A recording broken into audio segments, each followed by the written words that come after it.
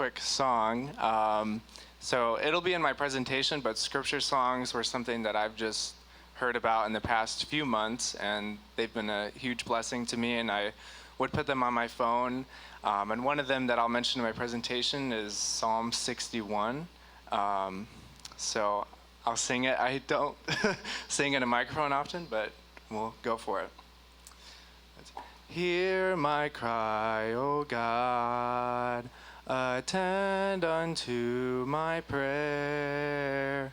From the end of the earth I will cry unto thee when my heart is overwhelmed. Lead me to the rock that is higher than I, for thou hast been a shelter for me, been a strong tower from the enemy. But like that melody, and especially "Lead Me to the Rock That Is Higher Than I," gives me shivers just thinking about that, because I really think God delivered me through a lot of mountains on this trip, and a spiritual song like that meant a lot to me. So with that, I will get started. I titled this presentation "My Spiritual Journey on the Appalachian Trail." Also, it was a physical one, but I think I'll be highlighting the spiritual aspect. So this picture, to begin, was actually at the end of the trail.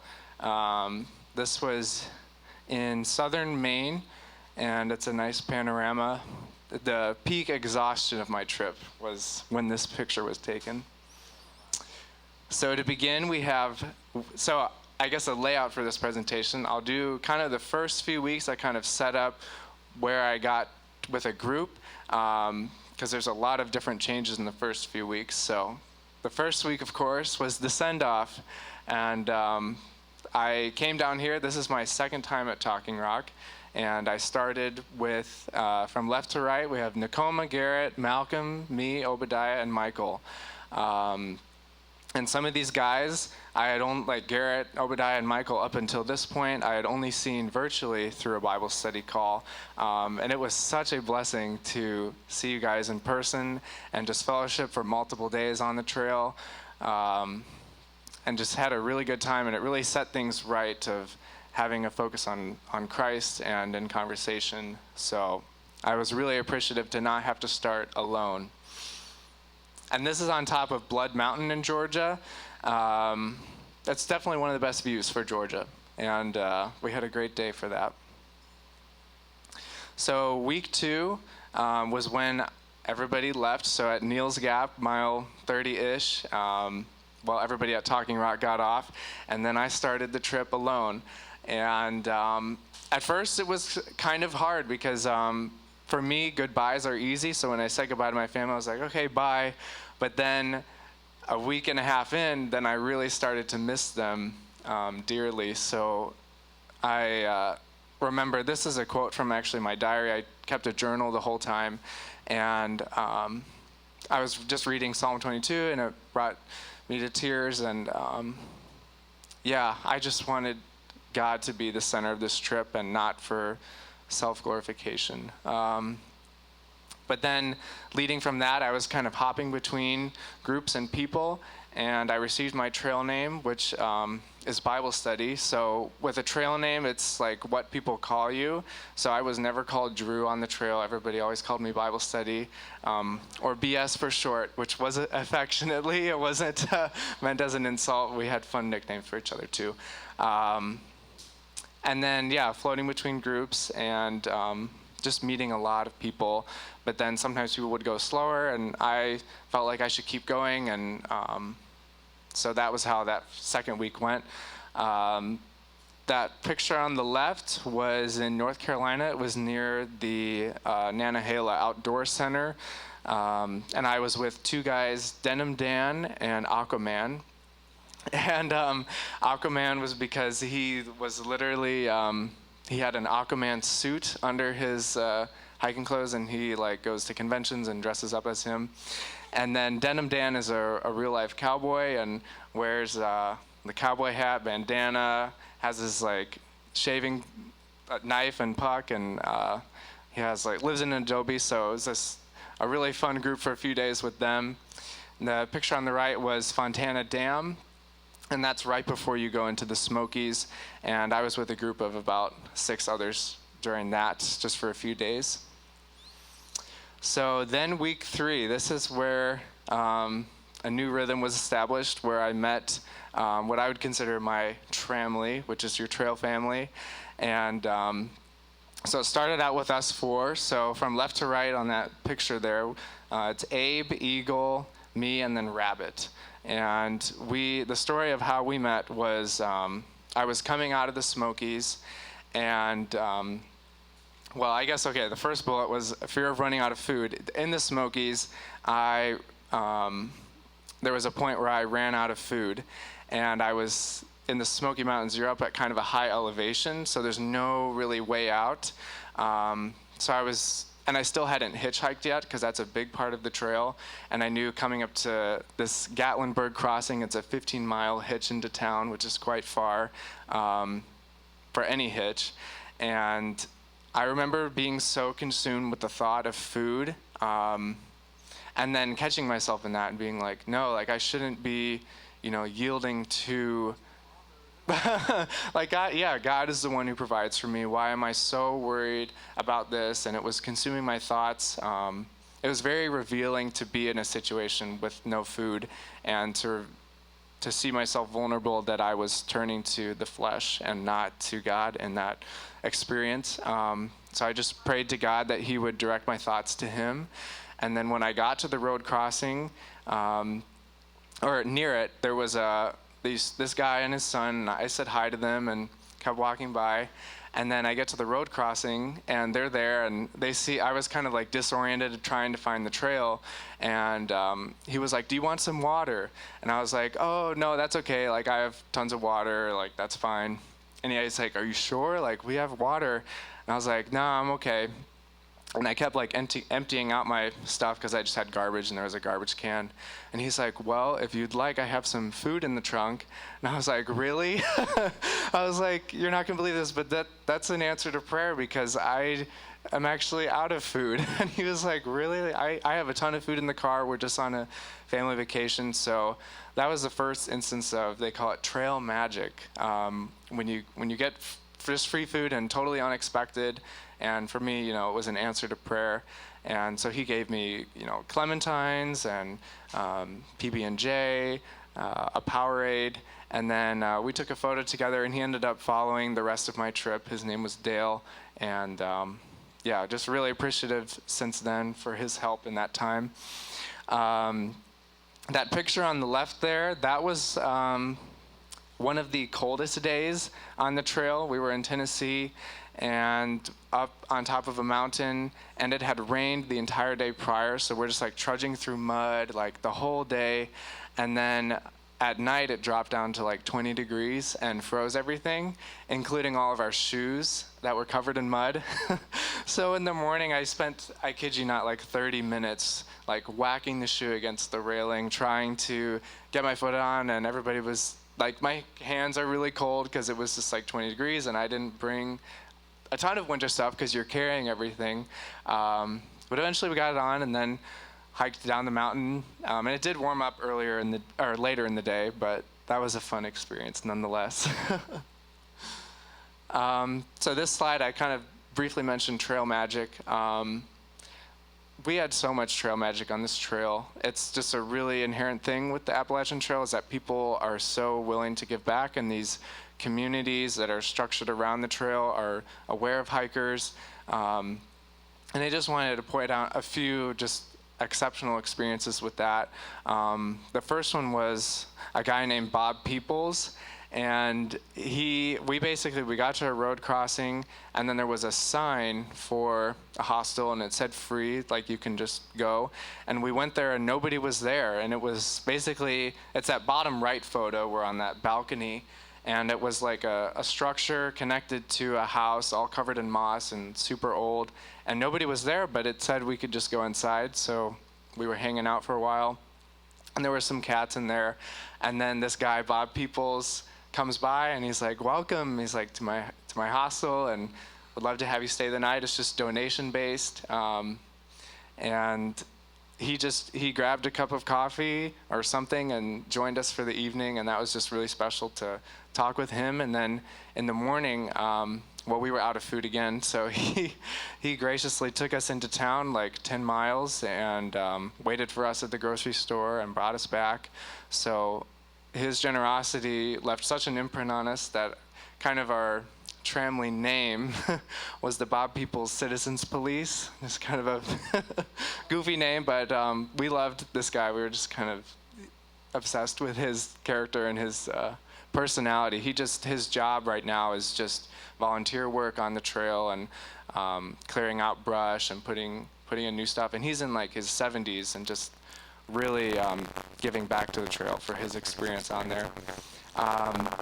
Then there was Fresh Grounds, which is the guy on the picture on the left. And this guy, most people on the trail know about him. And he lives in a van and just drives up and down the trail during the season, which is like March to November.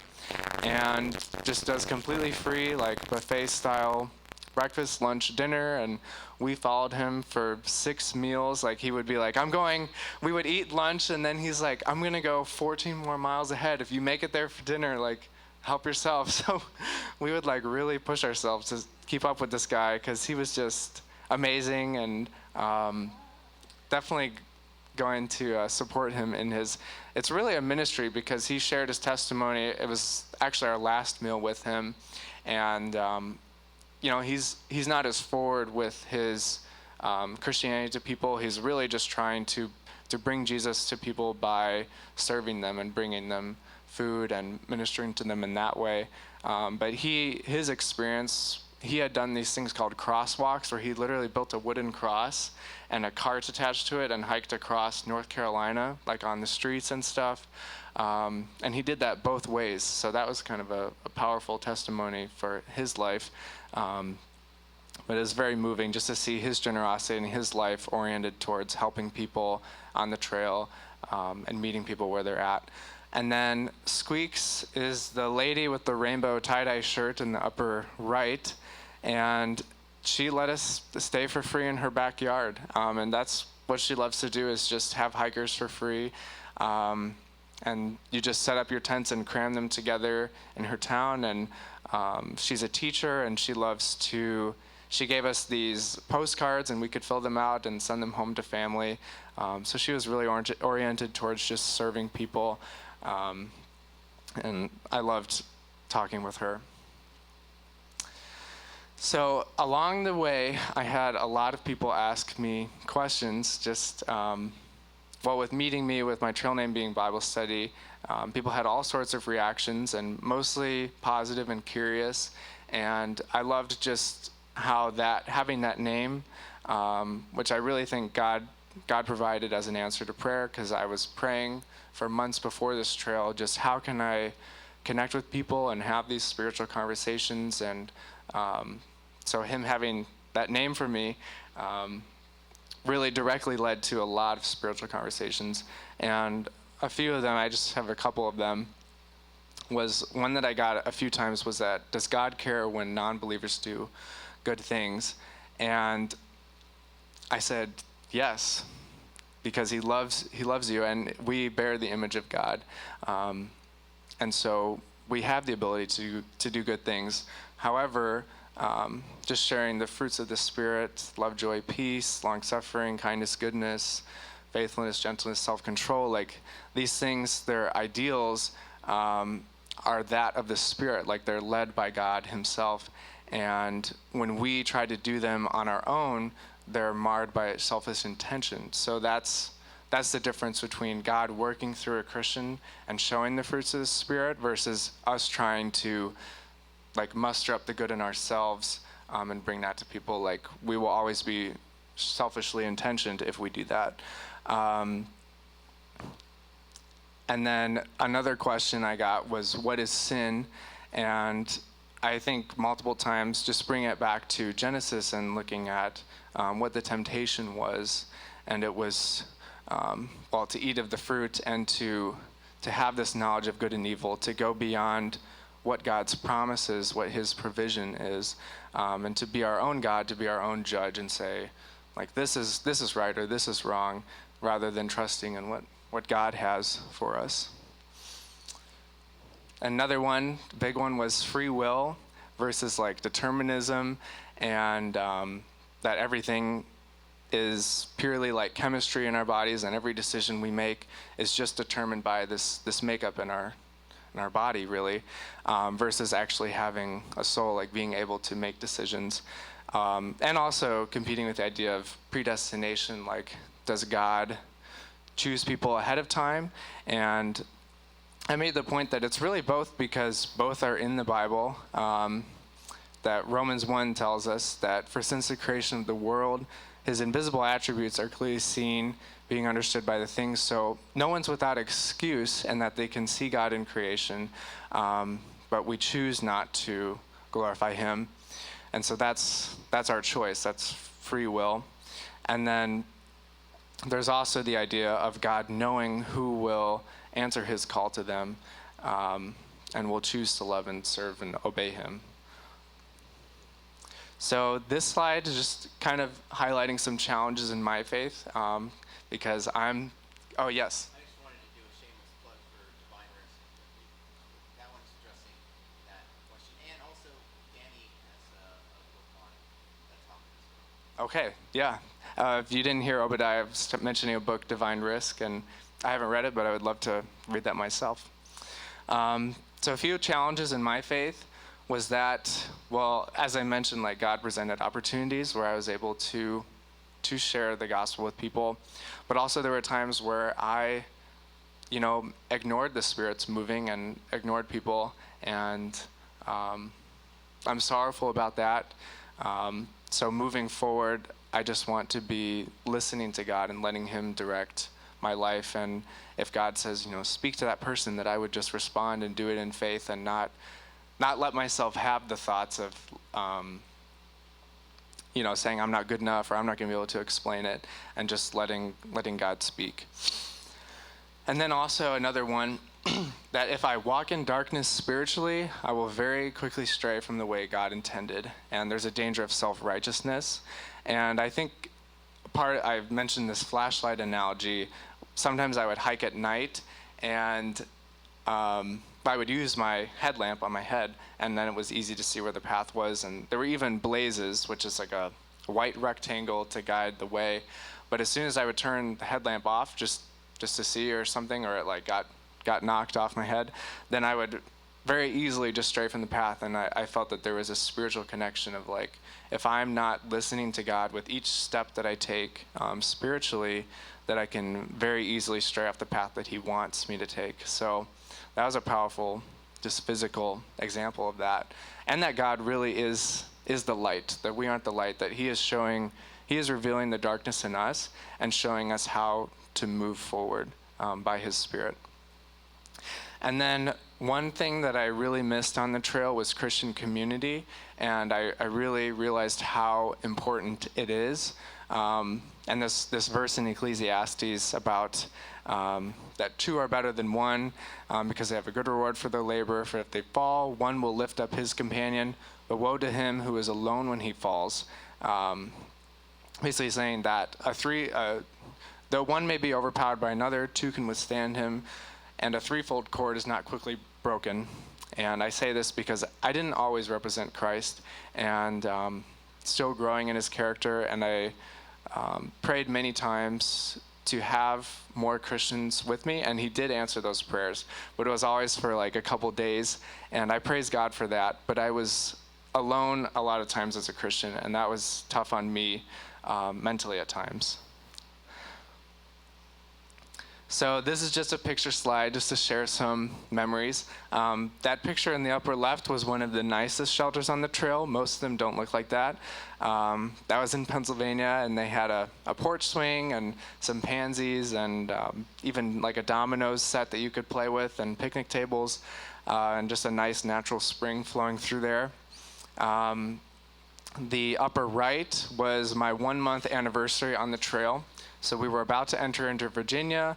It's still cold out. We're wearing hats and winter coats. And the bottom left was, so that guy in the middle is Haymaker, and the guy with his tongue out is Gadunk. So those are two other people in our group who joined in a little bit later, and Haymaker kind of filtered in and out, and that was our last lunch together with him. And really just appreciated our conversation specifically together.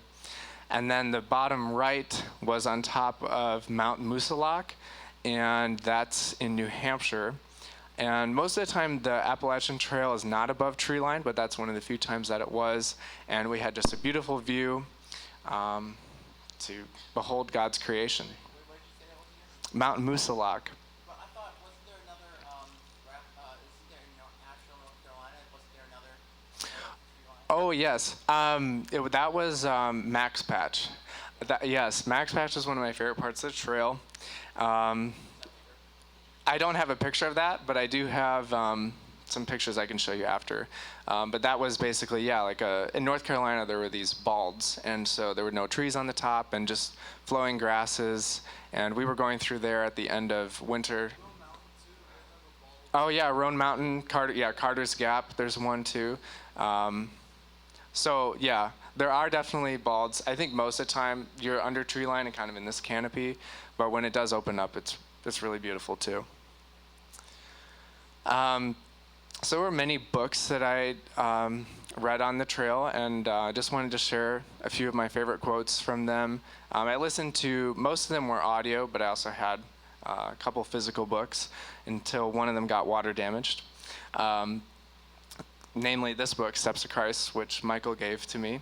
And it was a real blessing to me, so just a few quotes. The Bible does not teach that the sinner must repent before he can heed the invitation of Christ. Come unto me, all you that labor and are heavy laden, and I will give you rest.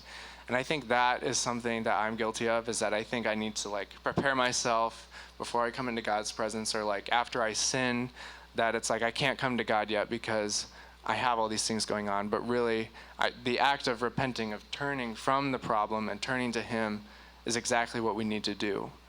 So that was very convicting when I heard that. And the second quote really gets at that the sick man, he grabbed Jesus' cloak, he made the effort, and at once he willed to walk, and he did walk. He acted on the word of Christ, and God gave him the power. So really just taking that step of faith and acting on it was what made him whole. It wasn't like a magician's thing. It was his faith that healed him. Another one, obedience is not a mere outward compliance with the service of love. We do not earn salvation by our obedience, for salvation is a free gift to be received by faith, but obedience is the fruit of faith. And I think that really gets back to the first quote too, just that the reason I obey God is because of my identity in Him, that He's redeemed me, He's bought me back from my sinful lifestyle, which only, the wages of that was death. And I praise Him for that. And I want to obey Him because He's changed me and done this work. And I have assurance of salvation. And it's out of that I want to love Him back. And then the last one, gather the roses, walk past the thorns, group together the blessed assurances of God's love. To not focus on the negative aspects, but rather to pick, God's blessings in the ways that He's in the path that He's directing us on, and not focusing on the bad things that happen along the way. Because even when we obey God's call, there's going to be negative things that happen, but we shouldn't be focusing on those. We should be gathering these metaphorical roses, so to speak. Another book I read, The God Who Is There. The first quote is really getting at God having this jealous aspect to Him, Him wanting us, is rightfully wanting us because He's made us. And if He left us to our own devices and said, no, you can freely do whatever you want, I'm not chasing after you with love, then we would just slide into self-righteousness and a self-centeredness. But God, in His act of love, pursues us, and it's His jealousy that is bringing us back. And then that second quote I found it kind of funny, but it's how much are you willing to give to God? And it's I'll say, oh God, I could do like 10% of my time or 50% of my time. But it's really He owns us. So like, how are you going to barter with a God who owns all of you, who every day your heart is beating because He sanctions it? And then that last quote is that the fear of the Lord is the beginning of wisdom. And this is the fear of God that recognizes that He is matchlessly holy, righteous, and just. A question I got a lot on the trail was like, what does it mean to fear God? Like, that sounds like a bad thing, like I'm scared of God. But it's really to recognize His holy character, like, wow, like I'm infinitely smaller and rebellious against Him. And so to fear Him is to put Him in His rightful place as Lord over all. And that's the beginning of wisdom. Like every act that I make should be out of the fear of the Lord, out of knowing that He is all-powerful, all-knowing, and all-loving to me too. And then another book, Identity Wars, which we read virtually during the study. And I also, because I couldn't make it to every call, because I didn't always have internet, I listened to it on audiobook. And just a few, these are paraphrases, these aren't direct quotes. But the best sword the Father would give to the Son was the Spirit. Resist the devil and he will flee from you. Only carries weight for the Christian who has the Spirit of God in him. Like it's futile to try to resist the devil if we're not allowing God into our lives. Like we don't have that power. We need God to help us conquer over sin and the devil's clutches on us. And then the second one, Satan tempts Jesus to prove his identity, and this is identity by performance. And when I was just hearing about this idea of, in Satan's kingdom, it's an identity of performance, like proving yourself, that I've been guilty of that in the past. I'm sure many of us are, that we think we can earn our way to God or trying to earn God's love, but it's really just Him lavishly pouring it on us. And Satan specifically tries to tempt people to go against that. And his kingdom, Satan's kingdom, rides on two ideas: that we have a life within ourselves and that we can achieve a higher state of existence rather than God provides everything we need and we should just rest in Him. We have nothing to prove and He puts the life in us and we live out of that. We only live because God lives and gives it to us. Okay, I was adding more photos, but got into a wonderful conversation with Jeffrey. So this is just a random photo, but this was one of my favorite sections of trail. This is the Grayson Highlands in Southern Virginia, and there are just wild ponies, which they actually introduced to the area, and they kind of graze around, and then they kind of multiplied, and they're everywhere. They're very a little too friendly. They'll walk up right up to you and lick your legs because they like the salt on your skin when you're sweating. So that was fun. That's like right next to our shelter, so they were causing quite a scene right in front of where we're sleeping.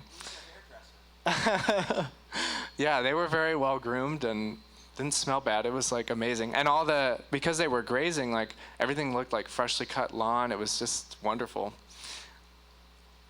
So I have a few slides just reflecting on creation. This first quote was I was just looking through my diary and just some of the praise that I had wrote down and just admiring during the springtime, and you see the greenery just creeping up the mountain and all of these beautiful just wildflowers blooming and nobody's tending them, but really God is tending his garden all over these mountains. And I just had this thought about, like, I can't blindfoldedly like make a painting or anything. How can life organize itself like this if there's no God? Like how could these things arrange themselves so beautifully and the symmetry and everything? I was just like blown away. Psalm 19, that psalm was huge. I had a few scripture songs with that one, and it just talks about like the sun coming out like a bridegroom from his chamber, running its course, and the day unto day, showing speech, night unto night, revealing knowledge. Every day, like God was teaching me new things and bringing me into contact with new people, and I felt many times like, God, thank you for just waking me up today and giving me the strength to keep walking. I love that psalm, and I feel like I repeated that a lot during the trip. one thing that happened was a baby bird was dying on the trail, and it was silently crying. It was kind of an emotional moment just to stumble upon that, and I just felt reminded of Matthew 10:29, which just speaks to two sparrows. Are they not sold for one penny? Yet not one falls out of the sky outside of God's care, and like that, all of the hairs on our head are numbered. God is caring for us, and I just said a prayer over this incident. Just saying, God, we know this is not the way things ought to be. Like death is something introduced into this world, but you are making things new, and I pray that this bird doesn't have to suffer much longer. So that was a tough situation, but there was still God's provision and God's care in it. And then I came across this vine in the bottom left that it just kind of like almost hit me in the face, and it was just like dripping this like goo, like this life force inside of it. And just seeing the dead branch on the ground, the dead part of the vine because someone had clipped it, and really thinking about, wow, like that's what it is spiritually to be separated from God. Like he can't get to us if we've separated from him. And it's for our good that he's pruning away the dead parts of us too, as far as on an individual level. Like we have parts of us that are incongruent with God's plan for us, and he's pruning those things away that we would bear more fruit in our lives, that God's life can be directed into us more fully. That top word, Scytherism, I just love it. It means the sound of the wind blowing through the pine trees or trees, and that was one of my favorite noises, and I feel like God was just evident in the chirping of the birds and the wind through the trees every day. It's Scytherism. Scytherism. It means the wind blowing through the trees, like the noise that it makes. Mulberry trees. Oh, I didn't know that. Okay, wow. Thank you for that. I learned something new. This psalm just speaking to that God has dominion over everything, and nothing's outside of his reach, the sea, the land, and it warrants our worship. Like getting to a view like this, that was in central Virginia, and you can kind of see the spring coming up from the valley, and just being wow, God, like this is all yours. Everything you've given to us to care for, and even though creation isn't perfect and it's in this fallen state, like your beauty and your hand is evident in these mountains and the woods. And one more, this was just a crazy weather event. We were just doing mountain after mountain. This was in New Hampshire, and about 23 miles. And during the day, it would just be like brutally hot, and then rainy, and then brutally hot and rainy, brutally hot and rainy, and then it was really hot again, and then I heard all this thunder and lightning and saw the lightning, and I was like, oh no, because we were about to summit this last mountain of the day, and it was like an exposed ridge, and I was worried about lightning strikes and that sort of thing. But then the storm, we saw it just turn and like go the other way, and we got a beautiful view of a rainbow. And then those clouds are called mammatus clouds, where it's like these ice crystals form these like wells, and the picture doesn't do it justice. It was very epic to see that. And I just thought, wow, like God is also in control of the weather, and some crazy weather patterns happening. How I got through it mentally. So mentally, there were definitely times where it was tough. And I carried a Bible with me, which was partially how I got the name, but I loved writing notes in it, and I love now like just looking back and seeing what I wrote. And scripture songs was something huge that I was introduced to just while being on the trail, and immediately downloaded a bunch of them onto my phone. And then Christian brothers that I met with virtually, both here at Talking Rock and some people from my campus church at school. And then, like I alluded to earlier, just answers to prayer for Christians I met on the trail. Daphne Dolan was a guy who actually came to Talking Rock, and we met at a church of 9 people in a small town, and he was just passing through, and it was incredible to meet him. And yes, Hot Springs, North Carolina. And I told him about you all here, and he ended up visiting. And so I really think that was God's providence in bringing us together and just praying together, and went to lunch. Clyde was a guy giving out tracts and crosses in a Walmart parking lot, and just walked up to him and talked with him and prayed with him about his ministry, and he encouraged me and prayed for me for my journey on the trail, and that meant a lot. Kaylana and Lori were doing a ministry outside of a grocery store and just selling things to help people who had suffered from drug addiction, and prayed for them, and they prayed for me. And I just really appreciated these people who were praying for me, both my family at home and the people I met on the trail. It meant a lot. And then I went to Michigan trip. I went to Michigan for a week off. One of the greatest joys I had on the trail was someone from my school, my campus, university. He became a Christian, and I had just been praying for him for months. And when he told me that, I was like overjoyed for just so many days. And he wanted me to baptize him in Michigan. And I was like, I don't know, like I'm on the trail. But I'll share more about it later. But it really came together, and I was able to visit him and see a lot of other people from my campus church. So this is towards the end of the trail, looking at the final stretch of things. So southern Maine, which was, I put that picture on the title slide. It was really tough, and we had a lot of rain, and it's just constantly up and down, and a lot of roots and rocks. And I feel like I look visibly tired in both photos. But that first one is on the Maine border, and then the second one was when we crossed the 2,000-mile mark.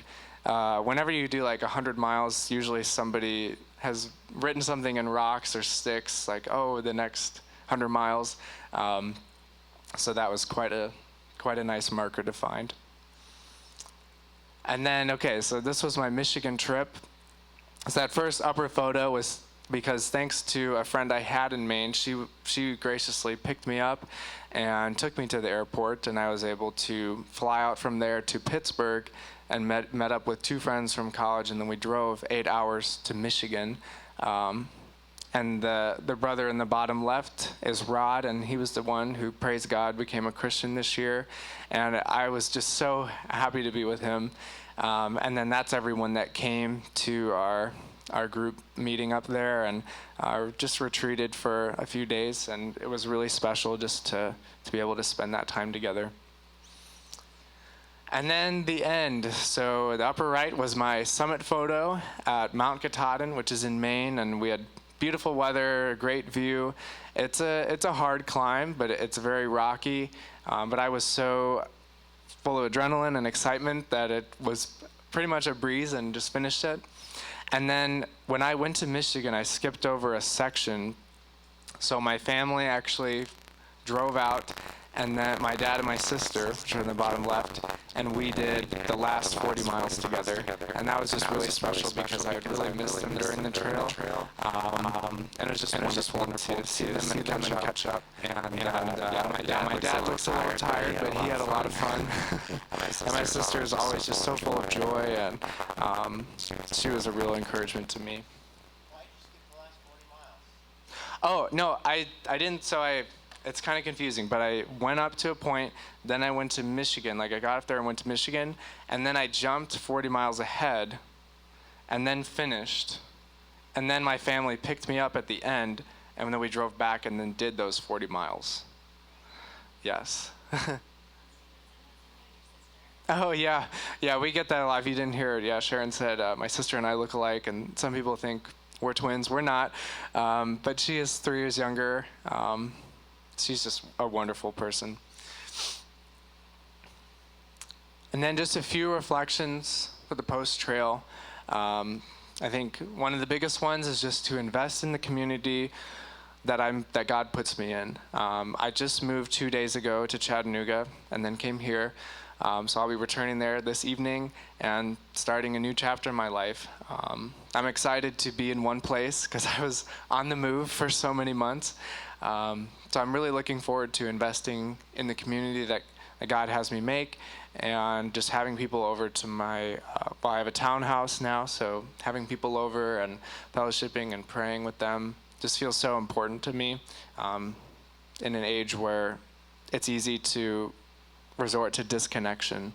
And then another one is that my life is bought by God. I'm redeemed by him, and it's not for selfish gain, and my life here is temporary. And then just that verse about the harvest truly is great, but the laborers are few. Therefore, pray the Lord of the harvest to send out laborers into his harvest. And I just want to say publicly, like, yes, Lord, take me. Like, I want to be a laborer for your kingdom.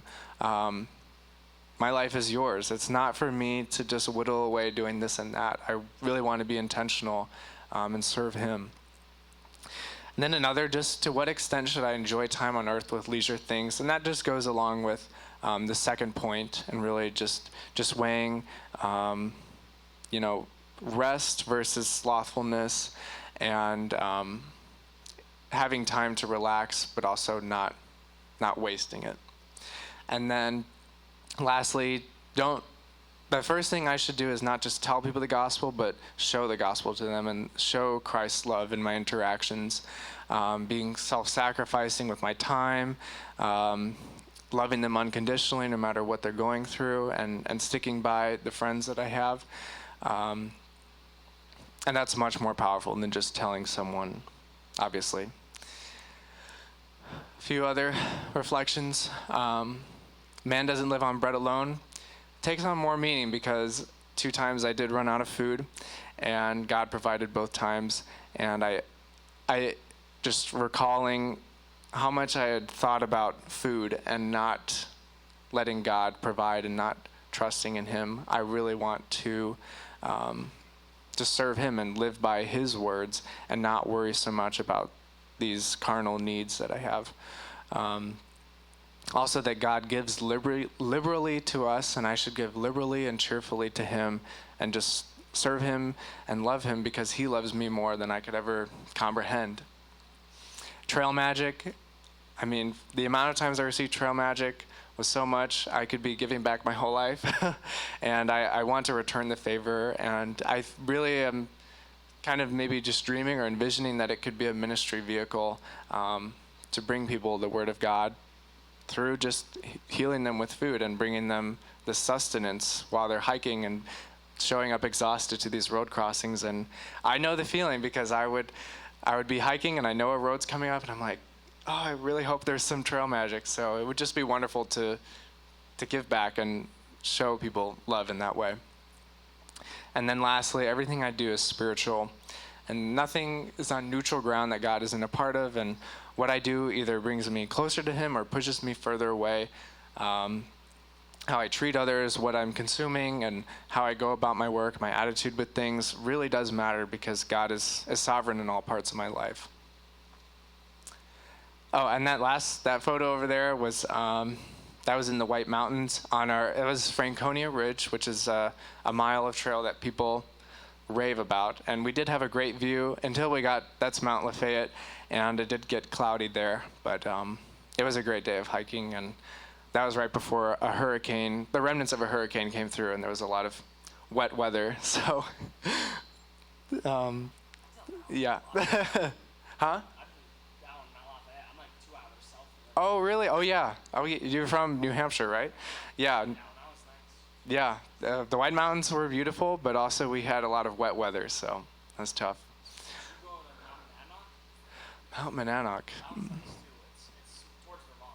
Okay. Yeah, I don't remember Mount Monadnock, but cool. Yeah. Well, that kind of concludes my presentation, but did anyone have any questions or things they'd like to add?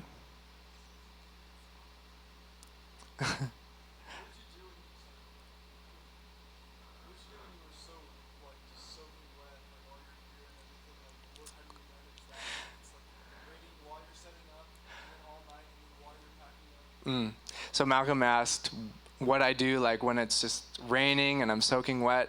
And honestly, yeah, one of the craziest nights, a couple times I just ended up hiking into the night because it just so happened it was very cold. And I would stop and eat a snack and just start shivering. And my sleeping bag was wet, my sleeping pad was wet, tent.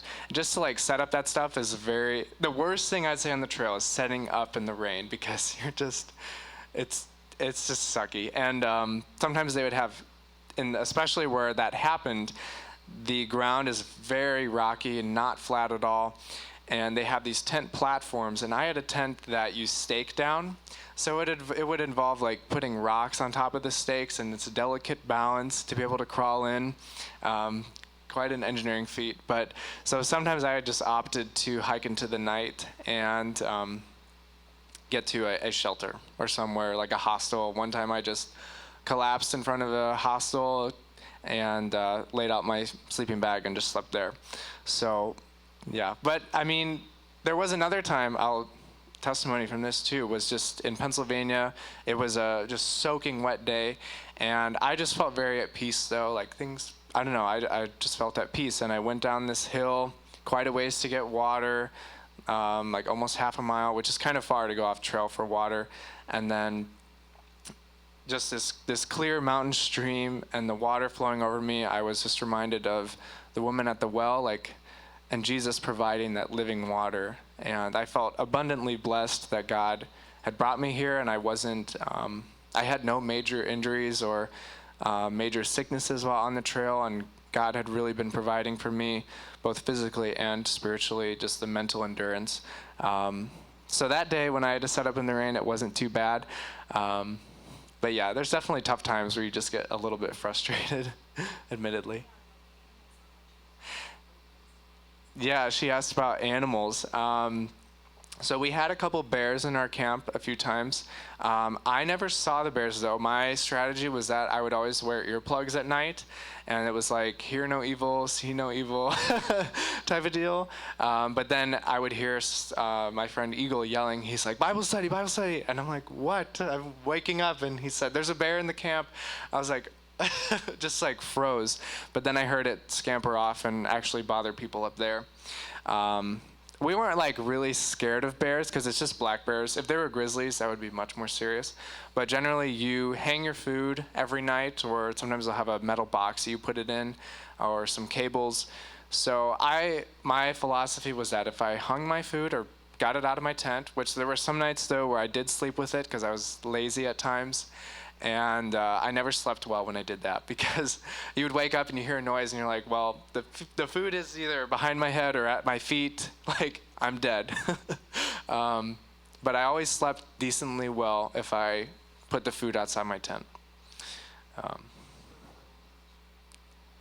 have any catches along the way where you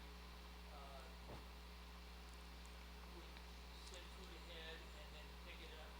So Neil asked if I had any parts where I would send food ahead and pick it up. So I mainly got food along the trail. There were, at times definitely, if you're trying to eat healthier, it's just a convenience store or just a Dollar General. That's rare, but a lot of times there's an actual grocery store that you can get better food at. But a few times my family sent new shoes. I went through 3 pairs of shoes and started a 4th pair. And so they would mail the new pair of shoes stuffed with a bunch of food in there. So that was nice. But generally, 2 guys in my group actually did mail all their food. And they had definitely hiccups with the post office because they're closed on Sunday. And of course, that's the day that you get there. So it's like, well, what do I do? Do I wait another day? Or so that created some tricky things, or that the food didn't show up. Sometimes it got delayed, or they're like, oh, it didn't get scanned and something. So I was happy with just buying the food along the way, even though there were times where it would be nice to mail myself food.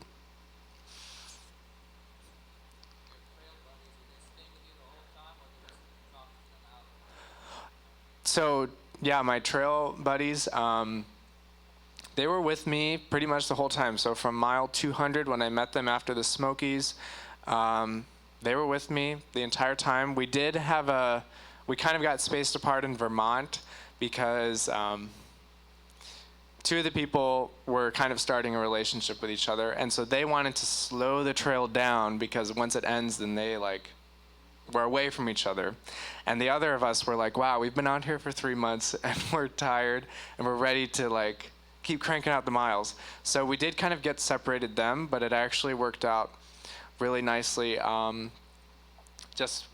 Because when I went to Michigan, so I was with the guys and got to Caratunk, Maine, which is where I got off.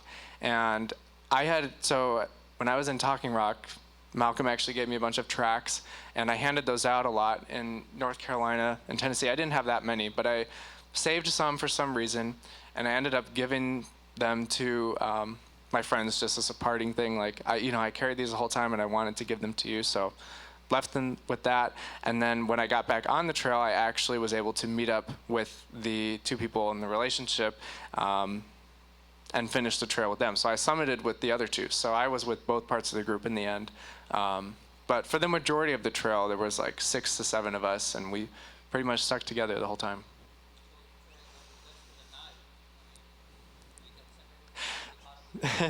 So the reason that happened was that was also through the White Mountain National Forest, and that was cold and rainy with the hurricane coming through, and they had these huts, which you think hut is very primitive, but they're like houses with heating and hot food. And so like I spent some time at those just kind of recuperating and watching the rain, and I'm like, I hope it kind of goes away before I get started. And I got kind of separated from a few people in my group where they were like, we want to get to this hostel and get inside, and that's the priority, like getting a bed.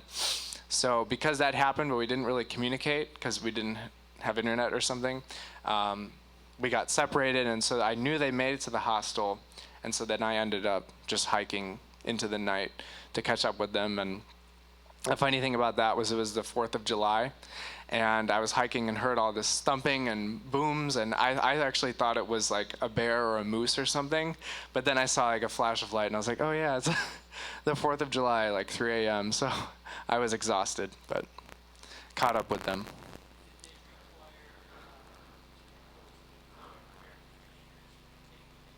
So Neil asked about bear containers. On the Appalachian Trail, you don't need bear containers, canisters. On other long-distance trails, you do, especially the ones that have grizzlies. But I just brought a little thing of rope, so then you like tie a rock to it, throw it over, then tie your food bag, and then hoist it up and tie it off to a tree. That was, at first I was like, how do I do this? But then once you do it, you learn it really quickly, and it's a lot lighter than a bear canister. Was this your first long distance hike, and how did you prepare for this, like physically? That's like sounds taxing. Yeah, Dan asked if this was my first long distance hike and how did I prepare. It was my first long distance hike, and I think just preparing, I'm a runner normally, so I like to run, like just do long distance running. So that was kind of how I prepared. But there's a lot of people on the trail who do no preparation at all, and they're not in shape. And the trail, I think, really just puts people into shape in 2 weeks. And if you stick with it, I really think anyone can do it. You just keep hiking day after day and get through the painful parts, because the beginning is painful, as the Talking Rock guys can attest. It's taxing on the body, but you adjust to it, and that's where you can continue. So, but yeah, as preparations go, I did like walk around there's a trail near my house in Illinois where I was, and I kind of like walked around there with my pack weight in the snow, because there's snow everywhere, but not too much preparation other than running.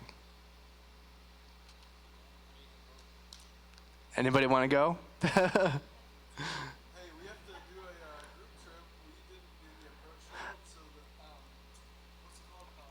Yeah, so Malcolm's mentioning, so there's when I started with the Talking Rock guys, we started at Springer Mountain. So we got to like a Springer Mountain parking lot, and then you backtrack a mile to the summit, which is where it starts, and then you go back down and go north. But there's also the typical spot that people start at is Amicalola Falls, which is at a lower elevation. It's a lot easier accessible because it was a long gravel road to get up to Springer Mountain. But Amicalola is easy accessible I haven't been there, but I would love to go there. And then it's a 8.2 mile upward climb to Springer Mountain. So I would love to do that this fall. I don't know when, but you're all invited, and you should totally come. We can make a day trip out of it. Yes? I I had thought about putting exactly precisely and seeing. I know it was between $4,000 and $5,000 for the whole trip. But I was out there for 4.5, 5 months. So it's about $1,000 a month. And if you don't have a, living cost or mortgage or something, then it's really affordable. And that's for all your food, for staying in a hostel or a motel every week, like once a week generally. I didn't feel like I had to skimp too much. And yeah, I think it's pretty affordable.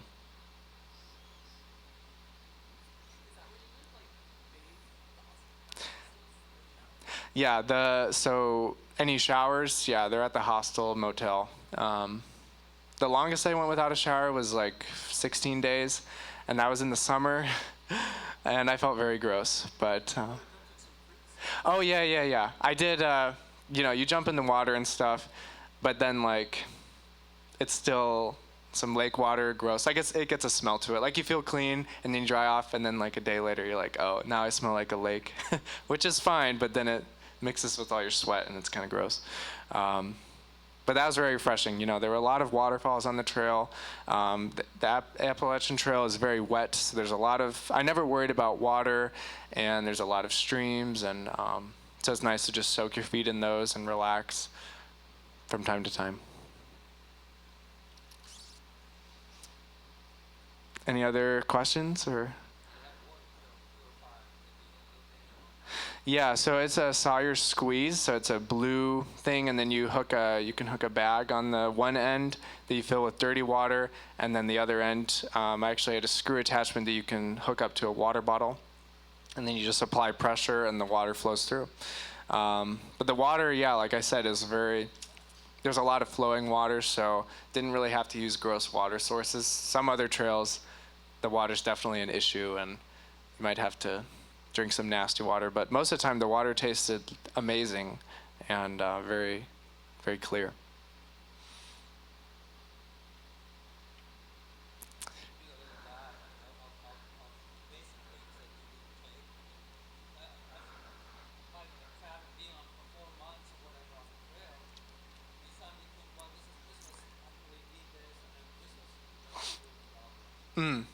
Yeah, so he's asking if there were, or just like what I generally brought, like a gear list.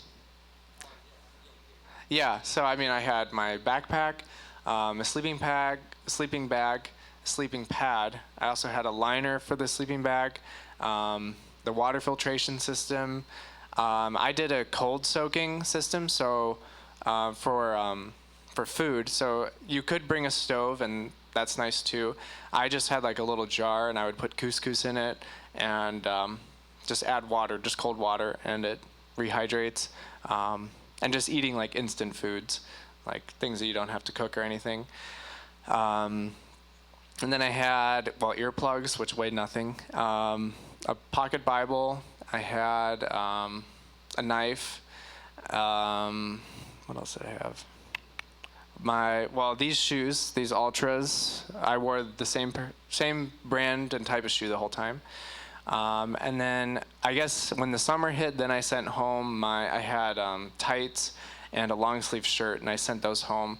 But I did keep they call it a puffy jacket, just a light winter coat, and I kept that the whole time because sometimes it's at higher elevation, it's windy and get cold gusts, or you're just sitting at night and you were sweating all day, so you naturally would get colder anyways. So to put on a jacket, or even if it's hot, you can use it as a pillow too, because I just would use clothes I had for a pillow.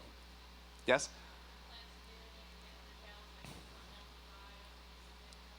Yeah, so she asked if I have plans to do the other trails. There's 2 other like giant ones in the U.S. I think really with this trip, it was good for me to get out into nature. Between this transition of I was in school and now I'm starting a job. So I think if there was another junction in my life where God wanted me to go out and listen to him in this way, then I would go for it, but I don't have any immediate plans to do another trail at the moment, except Amicalola Falls.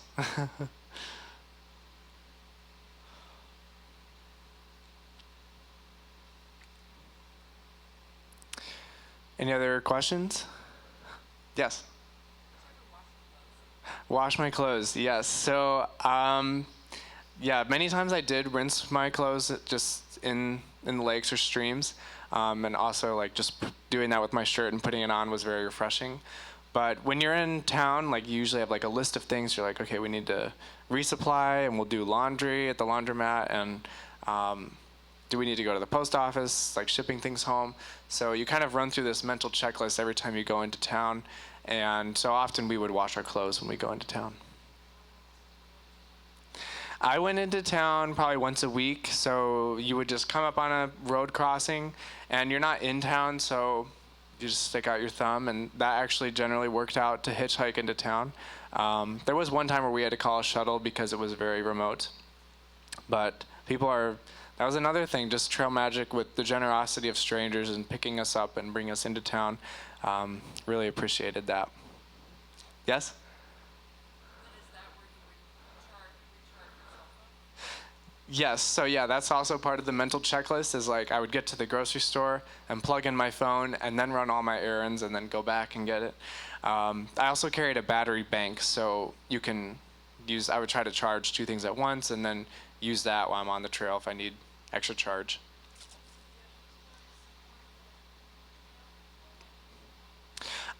There were actually, yeah, a few grocery stores that gave us like a free piece of fruit or something, and that was really nice. And they were very receptive, like, and used to having hikers in the area. And there was another store that gave like a 10% discount to hikers, which I think during COVID last year it was really tough because they were telling people to get off the trail. So it was just kind of this weird dynamic. From this year, I met a bunch of people who were like, yeah, I started last year and then had to get off and then are getting back on.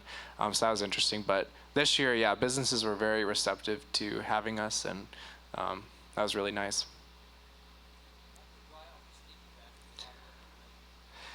You dry it off, yeah. So, yeah, if there was just like, if we were eating, it would generally be like if I'm eating, they call it second breakfast, because you're always really hungry on the trail. They call it hiker hunger. Or so second breakfast or lunch, like sometime during the day, if there's an open space, I would lay out things if it got wet the night before. If not, then in town, lay things out somewhere while we're eating, and try to dry it off then. Yeah. Yes? No. Yeah, average mileage was around 18 miles, but I did not start out with that. I started out with 8 miles, 12 miles a day, and I think that's really important for anyone doing a long distance hike because your body needs to adjust, and if you just jump into it really quickly, and I saw people do that, and I would have done the same if it wouldn't been for having a group with me at the beginning. With 6 guys. That was actually a huge blessing because I met so many people who had gotten injured and had to get off, and some people don't come back because they get discouraged because it's right at the beginning, or some people had to get off and then wait a few days and come back. So thankfully I never had any major injuries. How many percent give up at 50? You gave the stat before. Who gave up at certain numbers? Yeah, it was like, I think 30% quit by Neil's Gap, which was mile like 30-ish. So just maybe you're very unprepared or not ready and you need to go back and get some things together. And then it's like half the people quit at the halfway point, which I could see why, because it's like you feel very completed when you get to Harpers Ferry, West Virginia, and you're like, this has been a good trip. So I could see how some people would be like, I'm done. Like I've actually had my fill, because it's a lot to do that in itself. So some people actually just get off at Harpers Ferry. I think in total it's like 1 in 4 or 5 finish the trail. Everyone in my group finished, so that was amazing. Just in the encouragement there that we all persisted and did it together. But yeah, I feel like the people that were quitting, it was in like the first half of the trail. Yeah. Yes, yeah. He asked if I'd keep in touch with Trail Family, and I do. And we have a group message and just talk to each other. And we did a call a couple weeks ago, and I did a little trip and visited two of the guys in the group. So that was a blessing to reconnect with them. Yeah. Any other questions before we close in prayer? Okay, well, if you would just bow your heads, pray with me. Dear Heavenly Father, I just thank you for me being here for this group that I could reconnect with. Christian community is just so important, and I'm so thankful that I was able to spend the Sabbath and this Sunday here. I pray that you would bless us as we go out from here, and